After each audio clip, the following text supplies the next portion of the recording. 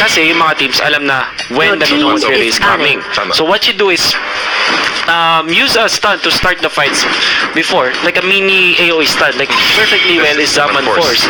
So yun muna yung gagamitin mo, tapos tsaka mag-Lunox Fury. Magandang follow-up shot na stun. Pati once na nakita na kasi na nagamit yung Zaman Force, syempre hindi agad papasokin. Kung sakali may mahuli ka, yung Minoan Fury is another way for them to counter-initiate. Once na pumasok na yung parang isa pa natin kanina, once na pumasok yung Ether, kumpulan na sila, laging nakakastan sila ng apat eh. Yeah. So, timing talaga. It's all about timing. And looking at the draft right here, mga Ligan, we have Ether Atlas on the blue side. Joe, Leomord has been banned. And on the side of No Limit, we have, again, hindi nila bibigay yung Halid. Hindi nila. Sila mismo yung nagban ng half this time kasi the first pick, of course, favors that one. And now, I think Minotaur will be picked, and it will be the pick here para sa No Limit. Let's see kung mag-Thamus ulit sila, combination with it, or something to actually tap the damage against this Kimi. I don't think nakukuha sila ng Beleric Minotaur sa first pick nila dito, but I think Minotaur plus something like a Gushon or something like a Thamus could be the choice for No Limit. And Claude is also open. Thamus. Okay. Is hindi the Thamus. So, yun yung idea dito kung bakit siya pinili ng No Limit. Now, will Aether Atlas actually get the Beleric this time? Or kuha ba sila ng stuns na? Like Lolita, for example. Lolita is a really good pick here for Aether Atlas. And also, you need to, you will get that bulwark, that defense on the front lines para lang ma-protect yung Kimi. Yung Kimi. And also Lunox being over here by Aether Atlas. So they already have the magic burst damage and also sustainability. But I think they really need to get that. Another hero who can disable the front lines and also set them up. Yung parang yun yung magiging initiation. What I don't like about this though is that Lunox will probably go mid, and then the Kimi will go to the side lanes where he will be facing up against either Thamus or another solo laner. Like for example, Hellkurt na pwedeng pick dito na No Limit. That is a very scary thought for the Kimi. Well, the Kimi is, lalo na yung Kimi na nagpo-focus on getting something like yung para pang marksman siya na galawan. So, na jungle, jungle na emblem. The thing with that is hindi siya ganun kalakas mag-fend off ng nasa side lanes. Kasi your emblems are focused on getting the objectives, which means that you have to rotate. And katulad nga sinabi natin, Hellkurt na nga kanilang pipiliin. So yan, I really like how how No Limit is actually dealing with this Kimi. Lalo na yung Kimi Lunox, nako, this is gonna be an easy laning setup para sa No Limit. Pati yung pick brother pala ng Hellkurt, dalawa agad yung na-counter niya dyan eh. Maka-counter mo yung Kimi, again, wala siyang vision, hindi niya alam kung sino targetin niya. And also the Lunox, hindi siya agad makakapag-spam ng second. That's right. Now the bans are coming out. Tag ang ban dito ng Aether Atlas. I think for No Limit, they will have to ban out a good stunner or good setup to counter. Okay. Respect pa rin talaga. I really like that they respect the fact that Hayabusa could be picked up by Aether Atlas.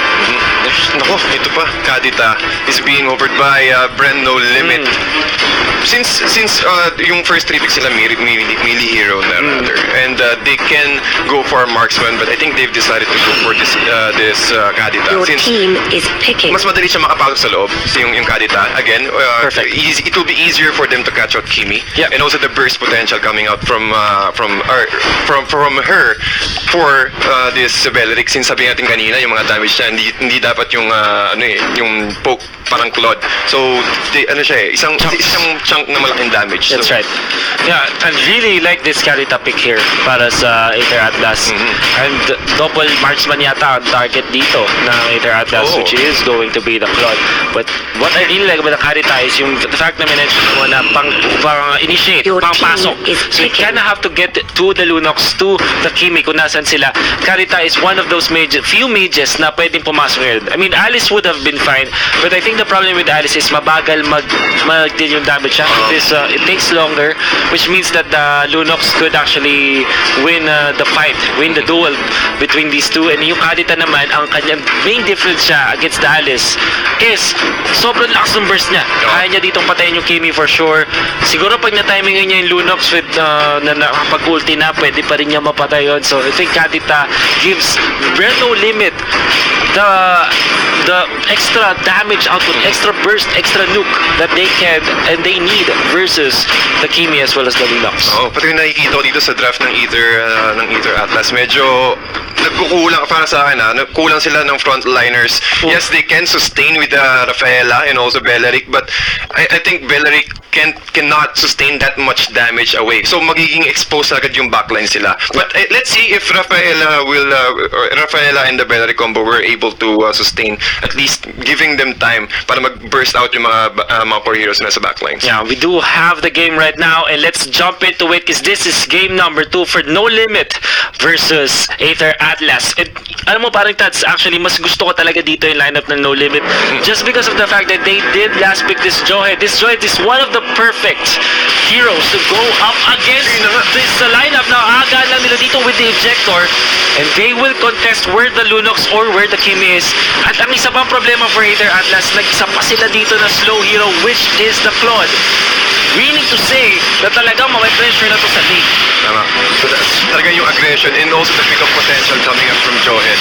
Ang laki ng aggression na kaya ibigay ng Team No Limit dito. But again, AE looking for an early or their own aggression as well. Apat agad ng hero na even mga Breath of the Ocean. Uy, sakong-sakto yan sa Immobile si Reflection. Dahil sa no able to flicker out. But the damage is there. First, again, the sustainability coming from Ether. Ether Atlas, man. Oh my goodness, again, LeBron. He's able to free hit and double kill coming from LeBron. Dalawagan na nakuha niya. 4 kills already for Aether Atlas. Sinabi ko kanina maganda rin ng No Limit, but even better, the adjustment from Aether Atlas. The big problem that No Limit will have right now is wala sila talaga nung damage pa right now at 1 minute mark. But if Aether Atlas actually groups together and contests No Limit, lalo doon sa kanilang jungle, mas nananalo sila.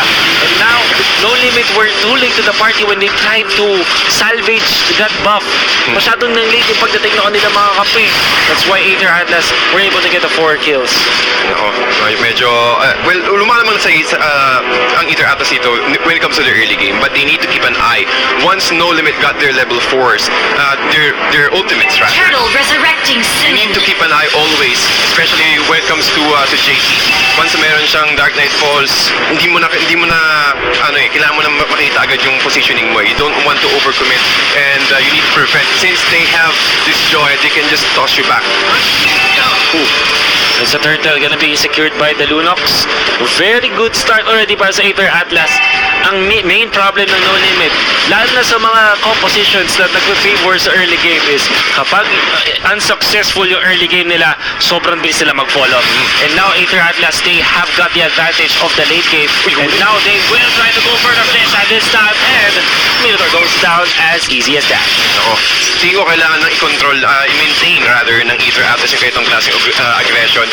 Since meron silang Reflesha So what's good with Reflesha is he can provide that AoE heal and also that additional burst of movement speed for them to reposition themselves. And by that, they're able to secure that turret on the bottom lane. Yeah. Interestingly, JP is just level 3. 3 minutes in. Ngayon lang siya. Nakakuha lang yan sa kanyang level 4. And this is really bad for No Limit. Sobrang nawala na sila. They run out of steam, essentially. And the way for them to salvage this is actually hard to find, but they got the Belleric. That's the easiest target in the world. Or ultimate activated by the Lunox as they try to chase down the Thamus, but Thamus already down and out. Aether Atlas not gonna find any kill after that, especially after the activation of the Dark Knight Falls. And ito yung ginagawa ng playstyle ng Aether Atlas. 4-1. Kung parang, sige, give space kami kay Claude, farm ka lang, kunin mo lahat ng items mo. Tingin ko yung 4 na heroes na to, plus Reflesha, is enough for them to apply a lot of aggression.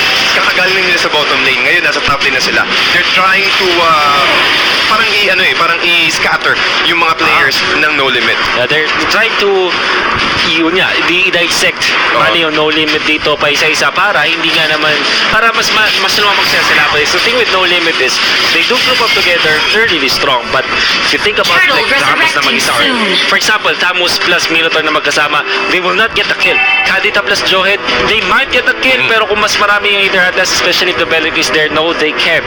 So idea, what I'm trying to say is that if No Limit don't have the proper ingredients, they can't win fights. While Aether Atlas, any mix and match nila, kaya makakuha ng kill. Lunox plus Beleric, Lunox plus the Kimi, for example, they can get kills. Yeah.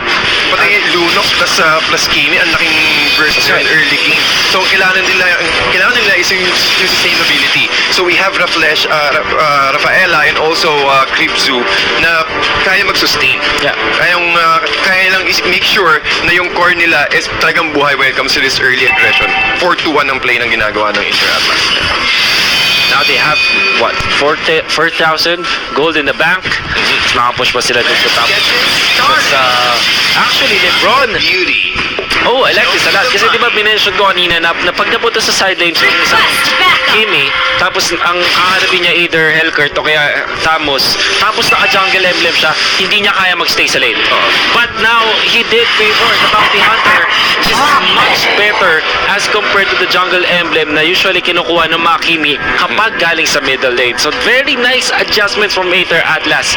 Really commendable on their part. So, yung aggression talaga nila, more on taking kills para makakuha siya ng additional items such as POD has been picked up by Lebron. So, tingin ko talagang magiging 4 versus 5 fight to habang si Claude naman is nagpa-farm. So, ang laking bagay na ginagawa ng Aether Atlas, ang laking space rather yung binibigay nila para kay Kenji mag-farm. Kenji slowly, I think the farm advantage over any member of the No Limit side right now. Sitting onto level 9 while yung mga core dito, highest level for No Limit is actually just level 8. JP, it's looking grim for No Limit kasi if they don't find any more kills in the coming minutes, hindi sila makabawi out na ba yung Thamus dito. Ang ganda ng ginagawang post ng Aether Atlas dito.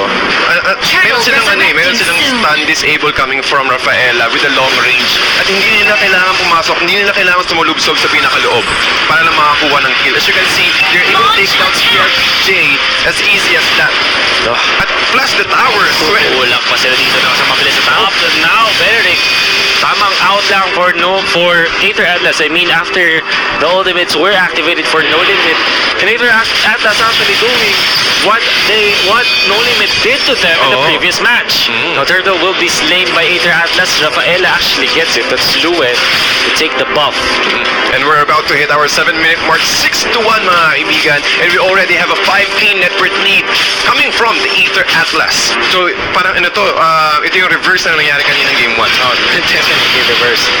Ang ganda ng lineup dito na No Limit to be honest, but Aether Atlas, I would say, the better adjustments. Yes, it can face problems with the draft, but because of their adjustments, nananasin sa game na to.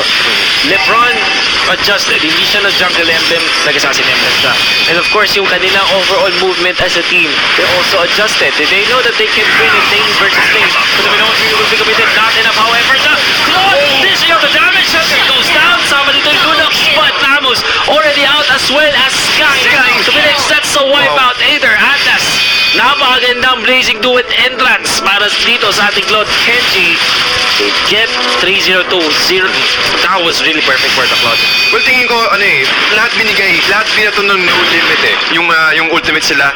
Tingin ko lang talaga, with the amount of sustainability and also the protection coming from Beleric, with this nature shield, kaya nilang i-sustain, kaya nilang i-absorb yung ganong klaseng amount ng damage coming from No Limit. Plus, the Sky Guardian helmet coming purchased from Kripzu, so hindi nila kailangan umuwi. Kailangan nilang umikot ng umikot. And again, yung heal ng Rafflesia, ang laki ginagawa ng Ito yata yung tunay na walking fountain eh. Ito yun ang walking fountain, kasi meron ka pang Rafaela.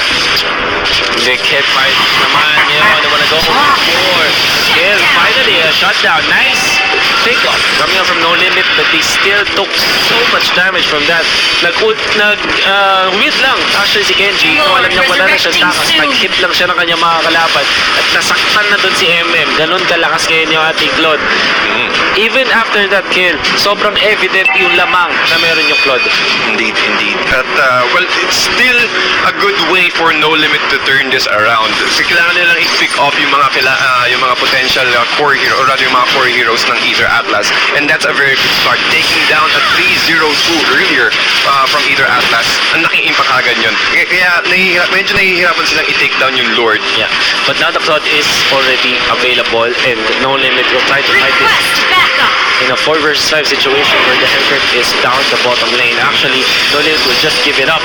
Magbabak na lang sila dito sa jungle, tamang farm, tamang splitters na lang sa Hellcurt. Aying the Claude dun sa may bottom lane, naspatan yata niya to.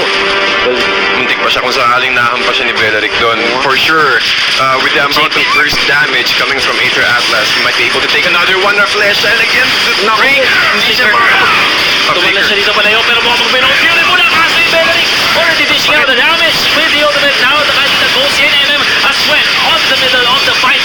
Take it off by the Kimi first. Napakit ang kahit mula sa Kimi and positioning mula doon kay Lebron. Tapos yung dalawa. KLPJ will be able to run away. But already down 3 ang No Limit doon. At ang ganda ng ultimate natin ng Ether Atlas. And also they're able to force KLPJ to run away, giving a lot of space for Ether Atlas to burst that amount of damage. Now, wow. This is Aether Atlas, a complete table flip mula sa previous game. Able to take that tower. Grabe kasi talaga yung sustainability ng Creep. So tingin ko, ito yung kailangan nilang, dapat ginawa nila kanina.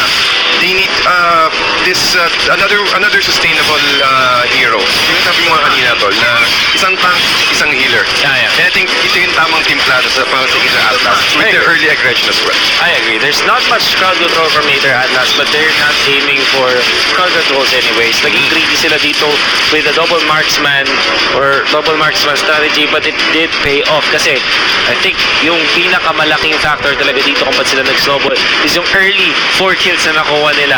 Nung wala pa 2 minutes na, I think it's 1 minute 20. The first invade of Aether Atlas, No Limit lost that fight badly na hindi na sila naka-recover dito sa game na to. They lose their second inhibitor and might even lose this game. Ito na. Look at the damage na from the Claude. Masakit sila. Not matter. Dalawa na agad. Ang patay makes that 4. Wow. And even 5 as they wipe out No Limit and take this game number 2. Evening up the series 1-1. Ano yung aggression, hindi huminto yung Ether Atlas. Simula nung pagkasama ng mga minions, after the invade, kinapitalize nila yung aggression na yun at tingin ko yun yung maganda sa play ng Ether Atlas na yun. Kinakontrol nila yung power spike nila rather. Yeah. They abused their power spike and that's one of the reasons why they won the game. Exactly. And this is just Bread No Limit showing us na Aether Atlas, that there are still many ways to win the fights. We favored Bread No Limit's lineup in the draft, but dahil sa eto specific na match na laban na to with all sustain coming out from the Rafaela. Ayun, ang dami silang pulato, pero nabuhay nabuhay pa nga si Creeps. Pati si Lebron nakaka-free hit. Kasi ang hirap kung sakaling sasalubustub ka sa pinakaloob, ang dami mong pwedeng take ng damage. Plus with the ultimate from Creeps, yung flower of seed niya, flower of life niya, rather, lahat sa'yo magpo-focus. So sobrang sakit no? Hindi mo kailangan pumasok. Kung papasok ka man, kailangan siguro 4 kayo, or siguro kung ikaw yung mag-initiate first. Well, they tried. But Raflesha, kung sakaling magagamit niya yung ultimate niya, for sure, mamamatay siya sa loob. Ito yung sinasabi natin na magandang abuse ng Aether Atlas. There was a good sort of initiation from No Limit, but of course, yung entrance ni Claude dito, sobrang ganda. Nakakuha siya ng triple kill doon. Now, they will they have tried to take down the Claude and was able to, pero kita mo naman, yung Joe talaga na problema na doon. We're gonna go for the Minotaur this time and could be promising para sa No Limit. Unfortunately, kulang na sila sa damage dito. The Kadita won't cut it. And Aether Atlas actually gets this victory dahil sa fact na hindi na nila nilet go yung pressure na ina-apply nila laban sa No Limit side. Kasi tingin ko rin kasi ang balak talaga dito ng No Limit is yung i-pull off nila yung combo nila perfectly. But unfortunately, there's no walang opportunity. Hindi nakakapasok lagi si Minotaur for him to use his Minoan Fury. Kasi doon pala makakapasok yung Kadita. Hindi pwedeng pumasok yung Kadita ng solo na walang prior setup. Yeah, ang ganda actually nung makikita natin dito sa 2 games natin. The first game was won by good initiation. Sinabi natin Summon Force into the Minoan's Fury. That's the first school of thought. Tapos nung draft ng game 2, minention ko na meron pang other school of thought which is the sustain game. Sinabi natin na hindi masyadong nananalo laban sa mga stuns, but this time it did win dahil nagamit nila ng perfectly well yung kanila lineup dito. Wala silang talagang hard initiators like Minotaur, like Lolita, like Akai. Wala silang ganun. What they had was one single tank, which is the Beneric, tas may isa pang support na nag-heal up din. And what's the idea doon? Wala lang mamamatay sa inyo. Just fight and fight constantly. As long as walang burst yung kalaban, kaya nyong isustain yung laban. And actually, ano ba talagang ang burst na meron ng No Limit? No, they only have Hellcurt. Kaso Hellcurt is not so much of a burst kasi parang hihintay mo muna mag-apat yung Deadly Poison Stinger bago ka pa kapag-burst. So Thamus, Hellcurt, hindi sila talaga yung big damage dealers na mabilis. That's why sobrang nag-flourish dito yung sustain game coming out from the Aether Atlas side. And also a 3-core composition. They have Claude, they have the Kimi, and they also have Lunox. So mahirap talaga. They have 2 physical damage dealers and also a magical burst with the Lunox. So kung sakali makalagpas ka man kay Belleric, with the Belleric's ultimate, talagang buhay lahat. And also the heal coming from Rafaela. Yeah, wow. So Aether Atlas actually very nice execution of their lineup dito. They had the win condition and they stuck through it. I really have to commend yung first fight, 4-1 yung exchange. Kasi ang daming beses nila na sustain. The Belleric was able to survive long enough na magda-dive sa kanya yung mga kalaban na sobrang pag-dive nung No Limit doon sa Belleric na tinatry nilang patayin. Doon sila naubos. Kasi Minotaur, nakakuha siya eventually nung kill laban doon sa ating Belleric. But because of the fact that they chased for far too long, doon na sila nayari. Doon sila nayari talaga. Tingnan natin kung ano magiging adjustment ng No Limit dito since pinakita na ng Aether Atlas yung kanilang playstyle. So, they can pull it off again, but I'm not sure if Belleric will be given away by No Limit. But they can, or they can also pick up the Minotaur. So, tingin ko talaga itong meta na to is it's all about the tank. Mapapansin ko, it's either tank or support yung ginawa nila ng changes. I agree. Actually, gusto ko nga ito parang naubusan tayo ng tanks in the previous seasons. Even dun sa off-season, kung saan meron tayong mga online tournaments sa Mobile Legends. And teams from the Philippines participated on it. Naubusan din sila ng tank kasi if you ban the Grok, if you ban the Minotaur, almost wala na nakakuha. If you also ban the Cho, it's very hard for other teams to actually get a tank of their own. But right now, nagkakaroon tayo ng ibang choices like Belleric for example. Minsan nga, diba? Like we mentioned, hindi na nga tayo kumukuha ng double tank setup. Minsan one tank, tapos support or fighter. Sabi mo kanina talaga. So, iba rin talaga ang nadala sa atin ng mga changes with the meta. I'm really excited to see what else will develop here sa Mpl Season 3. And also the third ban aspect na nakikita natin. So, kasi talagang nakikita ko lagi is the third ban is either the tank ban. So talagang nagkakaubusan ng tank dito. Kaya yung recent changes na nakikita ko, it's all about the tank, the support, it's all about the play style, and also your team fight composition. Yan nakikita ko talaga. Yeah, so speaking of team fight compositions, would actually like to really put on the spotlight dun sa mga sources of cores natin. Nakikita nyo ngayon yung mga team players natin, mga players natin, I mean, the teams that are seated on their battle battle stations, nakikita nyo. And going back dun sa gusto ko sana i-discuss dito, I think yung shift sa meta natin ngayon is nagkakaroon na ng parang emphasis dun kay Leomord, kay Thamos. These fighters, they offer different kinds of playstyles, but what's one thing is common is early game potential nila dahil sa kanilang innate ability to kind of tank up and still dish out the damage. For example, yung Leomord, I think the Leomord, or at least this week, sobrang laki ng emphasis sa mga teams dito kasi ang taas na kanyang damage output pero ang kunat din niya. Plus the mobility. Yeah. Yung innate mobility ng Leomord and also coming from the Thamos itself. Yeah. Ang laking bagay nun. So, yung kaya mong i-position or kaya mong i-catch yung core hero sa backlines, napakadali. Kaya napapansin ko rin na hindi na nababan yung Kimi kasi meron ang mga heroes na in meta ngayon na kayang umabol. Good point actually. Dahil meron na mga other heroes na sikat na pwedeng gamitin para makakuha ng jump doon sa inyong mga kalaban.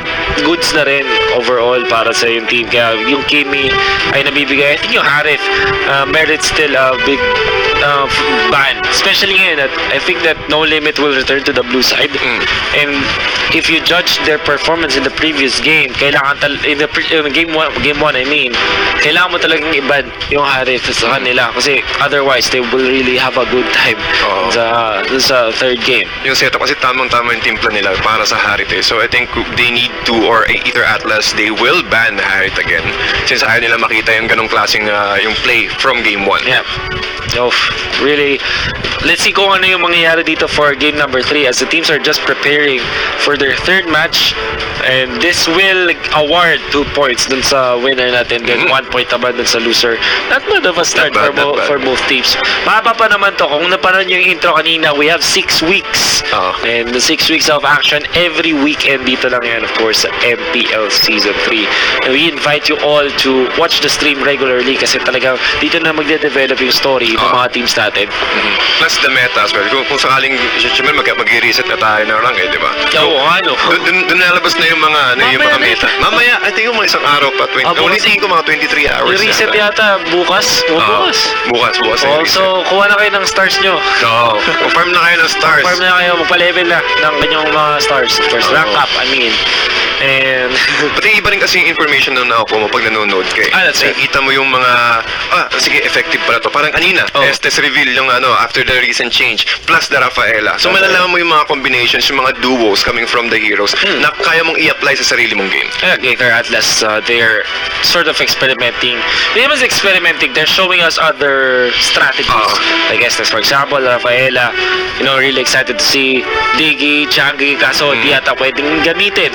Si Changi hindi. And si Kaya, which also Kaya is also ang lakas ng mga heroes na to. And tinatansya pa nila kung kailan nila ilalagay sa meta, but they think that they auto-ban dun sa ating draft ngayon. English stream will be up soon. If you're watching here in the Filipino stream, if you want to watch the English broadcast, it will be up soon.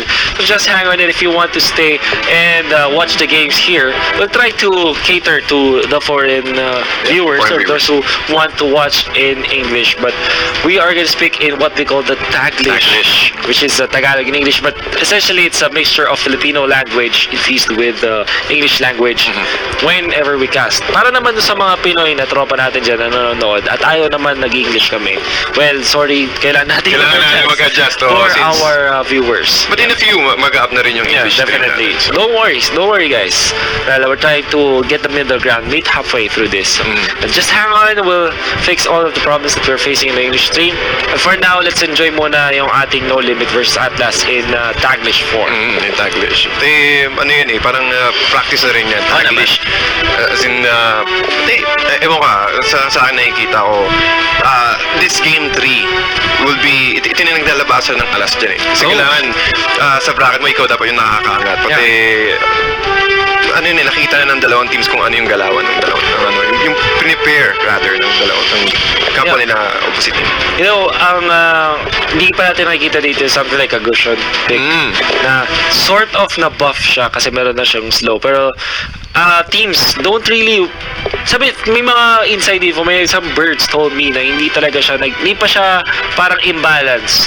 Hindi siya nakikita ng mga pros as imbalance. Parang normal pa rin siya na Gusyon. So it's still a flavor for each team. May mga teams pa rin talaga na pipick na Gusyon for sure. Mga comfort heroes, mga priority picks. Exactly. Pero yung changes na binigay niya sa Gusyon doesn't put him dun sa God tier level na pwede siya pa rin piliin. Kasi still the problem presents itself. Ang laki ng window ngayon ng Gusyon para mapatay siya.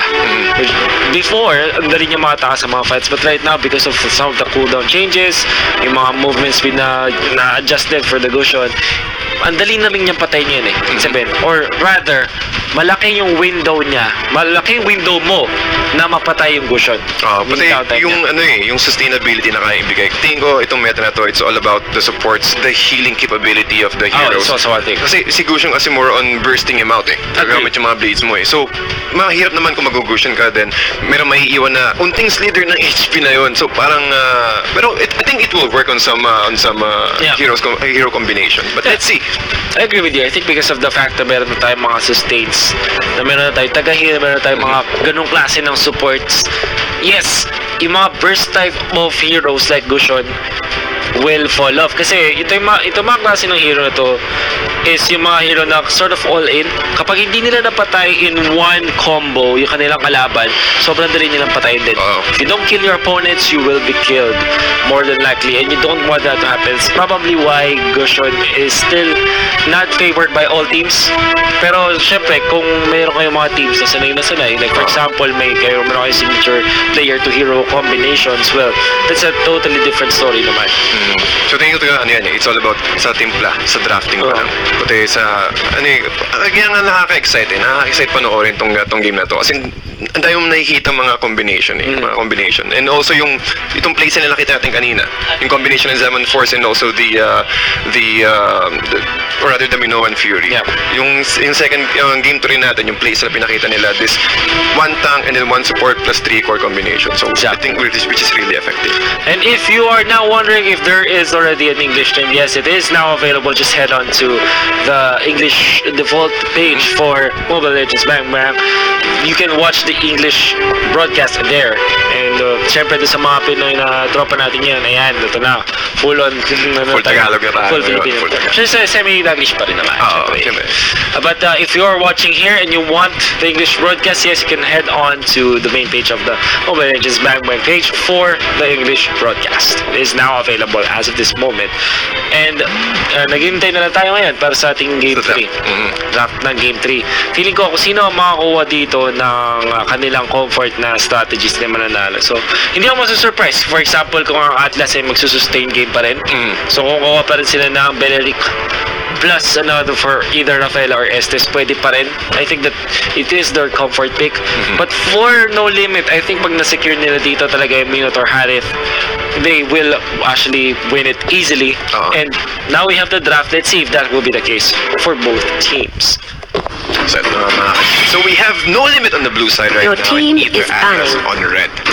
Again, yung Hayabusa talaga hindi nila binibigay. Ayaw nilang bitawan, ayaw nilang pahawakin ng Ether Atlas ng Hayabusa. It's really smart way of planning coming out from No Limit. Kasi ito yung tinatawag natin na yung ban na nakakapag-open up pa rin para sa team. Kasi you're playing the blue side, that's the first pick. Which means that if you ban out something like a Cho, like a Harith or Kimi, dahil napilitan kayo doon sa mga top meta heroes, naubusan din kayo ng picks on your own. But if you ban out something like Hayabusa, which is a flavor for your opponents or a niche pick, kumbaga, para ka nakakapag-open up na rin ng isa pang slot na mapick mo. Which means that a Grok could be open, a Harith could be open here. So actually, Grok, I think yung ibaban dito ng No Limit. I think so too. Pero kailangan nilang Harith, I think is one of those other niche pick from No Limit. Like this much better actually kesa dun sa Grok na pwedeng i-ban kasi Lunox actually is a big problem for the No Limit side in the previous game. So really like this adjustment, and if Harith, for example, is gonna be banned out, No Limit will get the Grok themselves. mas maganda yun na trade-off dito in terms of the picks. Very nice and smart decision here mula sa No Limit. And also Ether Atlas. They need it's either they will ban the Grok or the Grok will be removed. So Your team is picking. insta-pick yan sa No Limit. Yeah. Insta-pick Harith para sa No Your Limit. Now team Atlas, is picking. medyo na sila silang dilemma dito. Kukuha ba sila ng Beleric or any sort of sustain? Will they get, I think Leomort is definitely a pick for them. Tapos, either mix that up with a Beleric or Minotaur. Para ma-deny pick nila.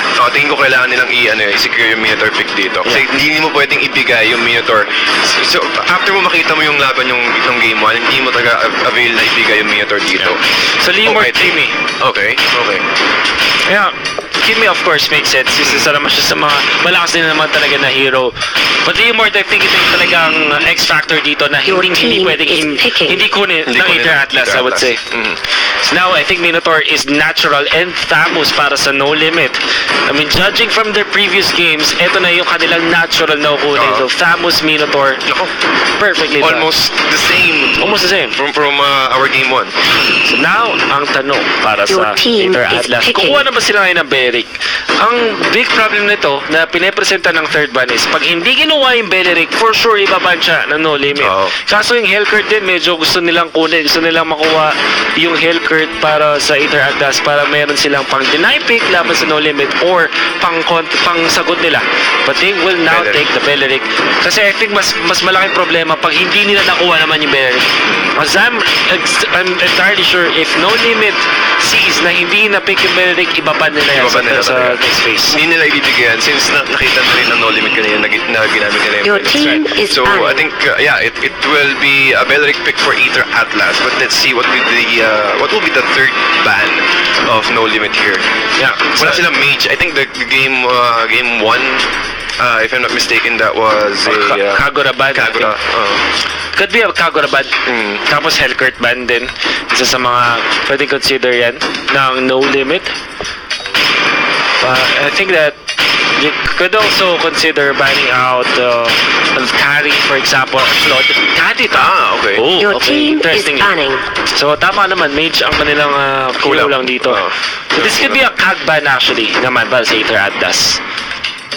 Or they can go for since meron silang Harith so they can ban a marksman. Yeah, Claude. Claude is still open.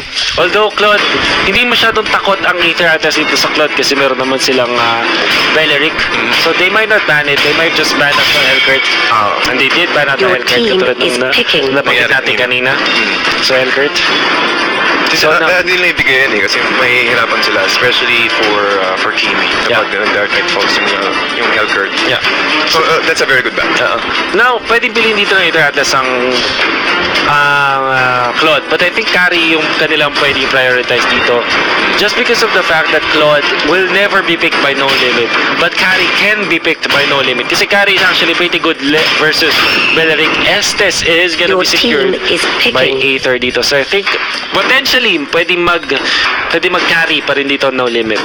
Ang sakit niya once na nag-pop yung dalawang ultimates ni Estes plus the Beleric. So, kailangan nilang burst, kailangan nilang i-make sure na habang up yung ultimates nila, kailangan nag-dish out sila ng damage.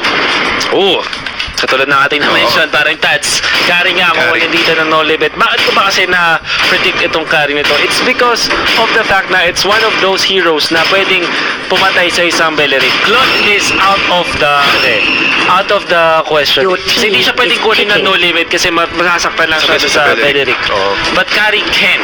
Why? Pwede siya mag-phantom step away dun sa Beleric. And also, ang ganda ng kanyang passive na pwede niya paputukin laban dun sa Beleric.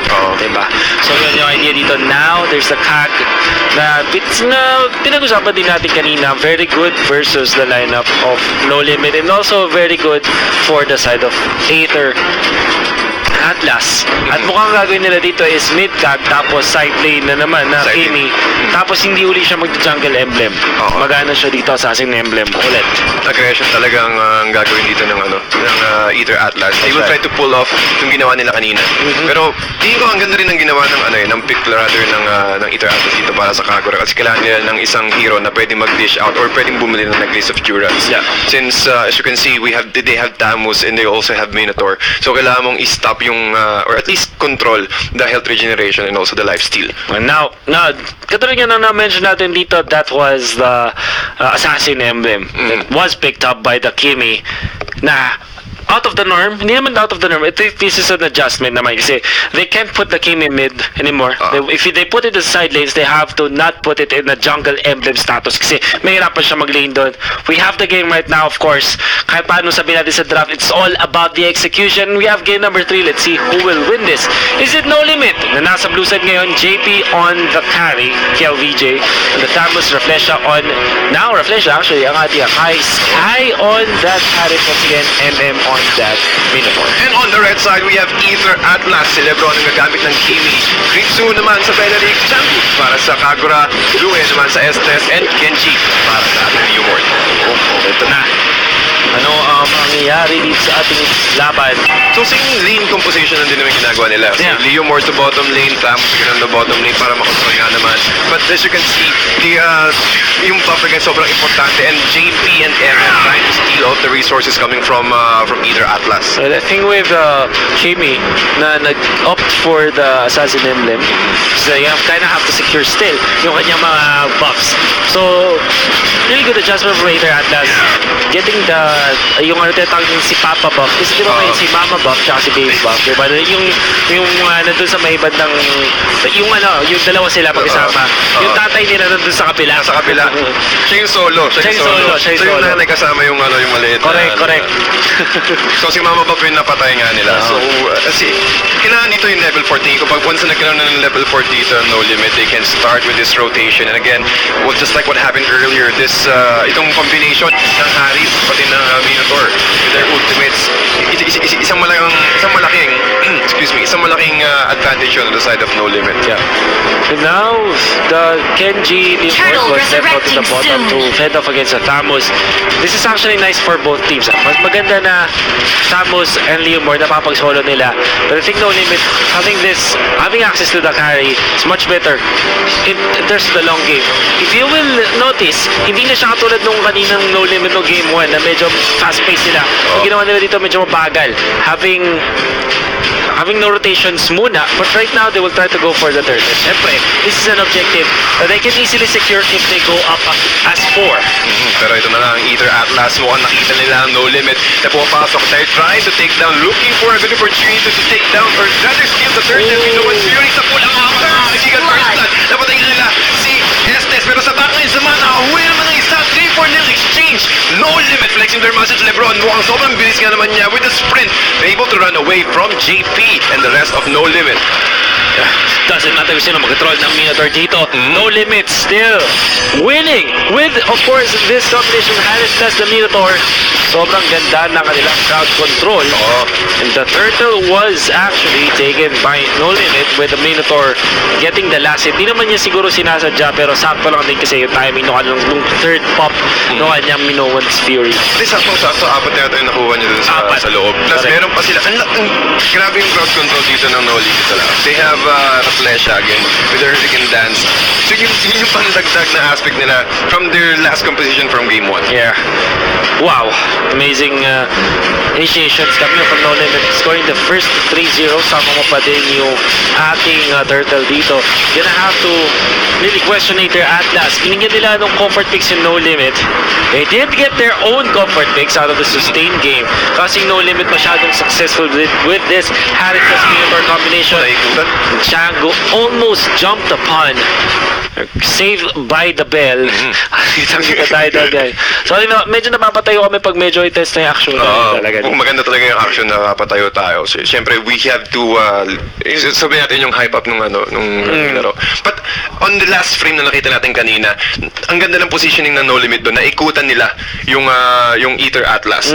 So let's see kung siguro meron silang idea na nandun na yung Minotaur. So the only thing that they need to do is they need to think on how to escape from that kind of situation. Well, now it's about Ether Atlas, kung paano sila makakapag-recover dun sa early start na binigay nila sa No Limit. Magandang start, I mean, a good start that they gave to No Limit. Of course, Harith and Minotaur really thriving in this sort of composition. Sama pa yung fact na si Kari is naka-bounty hunter dito na emblem set. Kahit pa sabihin natin sa siyang marksman na maganda sa late game, kapag binigyan mo naman siya na magandang start sa early game, mid game pa lang nakakatakot na siya. Para mapapaga mo yung late game para sa kanya. Yep. So kasi once na naka-assassin emblem ka, tapos meron ka rin bounty hunter, yung power spike mo mas mabilis. Exactly. Mas madali ka makakuha ng BOD. That's other than the power spike, mas maaga ka makaka-rotate. Plus, with your teammate. And I think that they go for the physical penetration part ng assassin. It's really good versus the sustained game. Kasi syempre, it goes through the armors, it goes through other sort of damage absorptions. And the fact na merong pure damage or true damage, I mean, ang isang carry means na itong Beleric will have a lot of problems heading into the late game, into the mid game even. Kahit mid game pa lang dahil may sources na siya dito ng true damage, lalong masasaktan yung Beleric. Now, if you take into a factor pa, pag nakuha ng endless battle dito ng ating carry, talagang masasaktan kahit sino mang iharap mo doon sa ating carry. So this is really scary for Aether Atlas. And what do you think is the solution for that? Because I think that I think that Aether Atlas, to solve these problems, kailangan nilang mag-start na maghanap ng kills ngayon. Oo. Kaso ang nangyayari kasi kinokontrol sila ng No Limit eh. They need to group as 5, tingin ko pwede nilang gawin. And they need to use their ultimates perfectly. Yeah. Kasi yung sinasabi natin ng ultimate na Estes plus the ultimate coming from the Beleric, they need to do that. They need to at least time it out. Pati yung damage coming in from the core heroes of Aether Atlas. Kaya iba yung playstyle na ginagawa nila coming from the second game. Nakontrol na nila ng No Limit yung aggression eh. Parang nabasa na, okay, alam na namin yung ganitong klaseng playstyle, alam natin na ito yung gagawin nyo. So, ang ginagawa naman ng No Limit ngayon, sila yung nagiging aggressive. With this, kasi ang dami nilang arsenal, ang dami nilang setup sa arsenal nila na kayang pang initiate and also trying to control. Yeah. Stun is the key of No Limit here. Yeah, I think I agree. I completely agree with you. They have so many tools to actually go up against Aether Atlas in the early stages of the game. Nakakatakot yung Harith pa lang nakakatakot eh. Then you have the Minotaur to go with you. It's really scary to have the carry na nagpa-participate agad sa fights kasi if left unchecked, carry can dish out damage, a lot of damage even in the early stages of the game. They also have the Akai. Ang even scarier thought dito is yung Thamus keeping the Leomord in check. Kasi hindi naman pwedeng yung Leomord biglang sasama sa laban para iwan yung Thamus. Every time na nasa lane si Thamus, kailangan niya medyo i-contest. Think about it. Or at least mirror yung kanyang movements, which always means na ang laking damage output agad ang nawawala sa Aether Atlas not having that Leomord into the fights. It's already a big dilemma for Aether Atlas actually. Pati mas mas kaya ng composition ng Aether Atlas, kaya nilang pumalag ng ng No Limit rather. Na kaya nilang apat lang sila. So naiiwanan, the only job of Thamus is to control, always check the items and also to control the farm of Leomord. That's right. And we're just waiting for the game to resume, guys. Just facing some technical difficulties, but we'll be sure na magbabalik tayo sa laban dito. If you just tuned in, this is best of 3 series group stage series between No Limit and Aether Atlas. 1-1 na po yung score natin. Whoever wins this will technically win the series and get a 2 points. Tapos 1 point naman para dun sa matatalo dito sa specific game na to. No Limit with a very good start, but it's not yet over for Aether Atlas, I would say. Hindi pa. Kasi since nagsisimula pa lang din yung laro. Plus, the mga parang nag-a-adjust pa lang sila sa mga plays nila, sa draft nila rather. Kung sino lang yung magiging aggressor sa unang-una, siya yung magkakaroon ng edge when it comes to the mid-game. Yeah. Oof. This is a very, sabihin na natin close for Aether Atlas kasi they have to prove na gumagana talaga ang Estes, gumagana talaga ang gumagana talaga sustained game sa meta natin. Aether Atlas, let's see if mapoprove nila yun ngayon. Kasi for No Limit, for sure, they're doing the standard stuff. Nakuha muna dito ng Minotaur Harith combination na parang almost always wins the games, tapos meron kang Thamus to be your quote-unquote offlane. Alam mo actually, sa nakakausap ko yung mga ibang pros, they have this concept of the offlane na although na kita na natin to in season 1, more prolific in season 2, but right now people and other teams are starting to put the value and even naming that offlane. So actually, ano ba sa tingin mo yung offlane na yun? Parang mamaya na pala. Yung nga muna, napakaganda ko din from Chris to him. No, he can't double kill. Parang nakakita Tamus. At wow, ito yung hindi wala silang time na makapag-react. Pati nahuli na agad sila na wala sila minuan security transfer from kill. Or rather the Leomord 3-4-0 exchange again on the side of No Limit plus the turret. That's kill of the Kenji.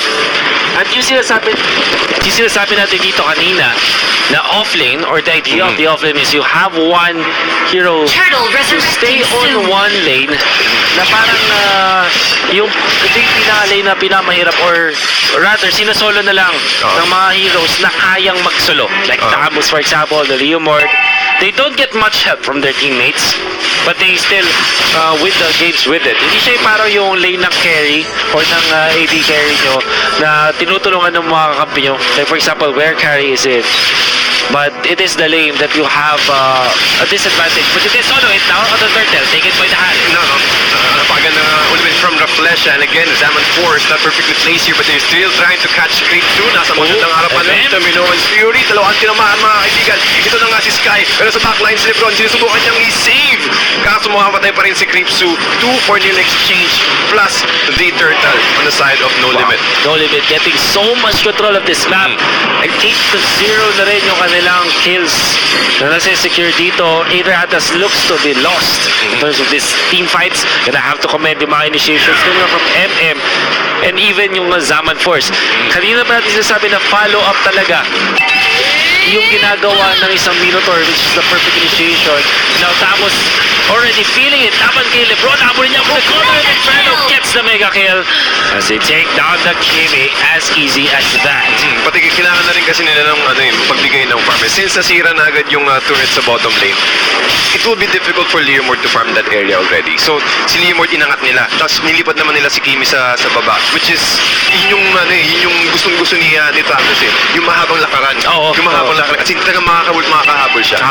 Habulan Force lang gusto dito. Siya lang yung tanging gustong naghahabol. Lagi naghahabol. Pati yung 2 cents ko naman sa offlane, yung mga nilagay dyan yung kayang i-control yung core hero, yung safe ng Aether Atlas, and also does have an easy creep wave para ma-push agad yung bottom lane. Wave clear. Wave clear, yes. Kaya siyang wave clear. Sabi natin, Zaman Force actually was actually dodged by Django kasi meron pang stun yun, pero syempre dahil meron siya ng flee, meron siyang sort of immunity dapat dun sa Zaman Force that could have killed him actually. Nice timing from Django to get away, be safe dapat dun sa Hari.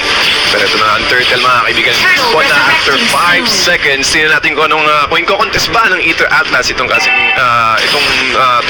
coming from No Limit, since sila yung nauna sa pwestuhan. Hindi actually. They're Pero not, medyo they're malayo not in dito sa position. TV. Ang layo ng mga members dito ng Aether Atlas. This is an easy turtle na rin. Tripas ako for strike na dito sa isa. But it doesn't matter. Estes goes down. That's the main support for Aether Atlas. Down for the count. Pati si Django pala meron na siyang necklace of Durance, so ang laki agad ng kinakancel niya when it comes to regeneration and also lifesteal. Kaso ano naman nangyayari naman yun, yung Thamus natin is nasa bottom lane. You're just focusing on the objective. Objective is the name of the game. Now, lilimahin na dito ng No Limit. Yung bantang gitna, and that's another turn down. 5 taken by No Limit. Beleric with the ultimate. That's weird, but hindi naman siguro din napansin niya na No Limit. I think they did. Kasi ang laking information na ibibigay. Sige, kasi pwede sila mag-play aggressive kung sakali nakita nila nag-ultimate na si Crimson. Pero tingin ko hindi nila nakita Kasi they're still separated, hindi pa rin sila nag-group up. This means that hindi masyado makakalaban ng Aether Atlas in the coming minutes, especially not having that sort of ultimate, the team fight tool, which is ultimate coming up the Belleric. So wala na outer turrets yan ng Aether Atlas. Habang yung Aether Atlas nakakaisa pa sila, but again, this aggression, this rotation coming from No Limit, talagang pinipressure nila. Take all the resources, kukunin na lahat ng mga jungle minions sila. At that's one of the best ways for them to choke Aether Atlas inside their base para makontrol. So, dire-diretso lang ang aggression na ginagawa ng No Limit. Yeah, that's very important for players to understand na yung way mo para hindi makapag-farm yung kalaban mo is not actually try to force them out of the lane, but shove the lanes actually. Tapos pupunta ka sa jungle mo. Kasi what happens there is kung ano lang yung mga paparating na minions dun sa base nila, yun lang yung nakuha nila. At bukod pa dun, kapag magkakasama sila, sobrang laki ng paghahati nila ng mga ng gold. Kasi when there are more heroes present in that area, sobrang naghahati sila ng gold, which means na talagang lumiliit yung nakukuha nilang gold out of it. Tas di pa sila nakakuha ng jungle minions, which also additionally lalong hindi sila nakakuha ng additional na farm overall. So, ang laking bagay talaga nun. Ang laking bagay na ginagawa ng No Limit dito. Sinisigurado nila na hawak nila ang laro, na walang pumapasok na experience. O sabi mo kanina, na di-divide yung experience gain nila. Isa pa yun, experience pa. So, not only yung gold, but also the experience. Diba? So, ang laking, sobrang laking farm ang nawawala sa'yo kapag naiipit kayo sa base nyo. That's why map control is super duper important. At naiipit mo sa loob yung Aether Atlas. But kung sakaling mag-summon din yung or mag-respond na rather yung Lord or even the Turtle, mas malayo lalakarin na. So ang daming oras na pwede mong ibigay once na naiipit sa loob yung mga kalaban. Yeah, now we're seeing the players try to take advantage of the pause that we have. Siguro ano pa sila dito, nag-iisip pa ng way nila para makalaban. No Limit, medyo chill dito sa ating battle stations. We have opening series at eto, last qualifier pa siya ganyan ng ganyan last qualifier, promise, ganyan yung ganyan. Lagi siyang umarap sa camera na nagpo-post di ba? Alam niya yan Alam niya yan. Last qualifier, di siya nahiya pangiti-ngiti pa siya talagang nakatitig siya dun sa camera. Ba't niya yan? Hindi natin alam, ba't parang nahiya ng konti lang naman. Konti lang. Yeah. Though, we do have the game. We are jumping right back into this game. Pinag-usapan natin kung paano na-choke ang Aether Atlas dito sa kanilang base. And now palang nakakuha ng mga BOD ang Aether Atlas. 8 minutes, quite slow for their team. Pati, kasi isipin mo naman, wala ng outer towers yung No Limit dito. Ganun lang kabilis na gustong tapusin ng No Limit. And they need to, they want to finish up the game as early as that. Since 9 seconds na lang ang naiiwan para ma-summon o ma-respond ulit si Lord. Resurrecting soon! Lord is gonna be the next target for both teams, for sure. Pero syempre, No Limit has got the definite advantage dito. Dahil meron sila pang Tamos na pwede magsulo. Actually, kaya niya suluhan yan. Kaya. Pero syempre, tutulong na lang dito and then ang kanyang mga tropa babies. And Aether Atlas, at dalawa yung problema na dito. The minions that are coming in. And of course, the fact na sobrang bilis at No Limit dito. I don't think that they're able to contest this. Binato na lang ng rocket ni Kimi. Pero wala na rin yung magagawa. Yun yung yung possible steal na kaya niyang gawin for Aether Atlas. Yung pinaka-safe rather na kaya niyang gawin. Pero ito pa rin, No Limit with that push. Since sinove nila yung lane sa taas, hindi kailangan magko-commit ng isang hero. Pero ng isang player, rather yung Aether Atlas na magde-def or mag-clear ng wave sa taas. So,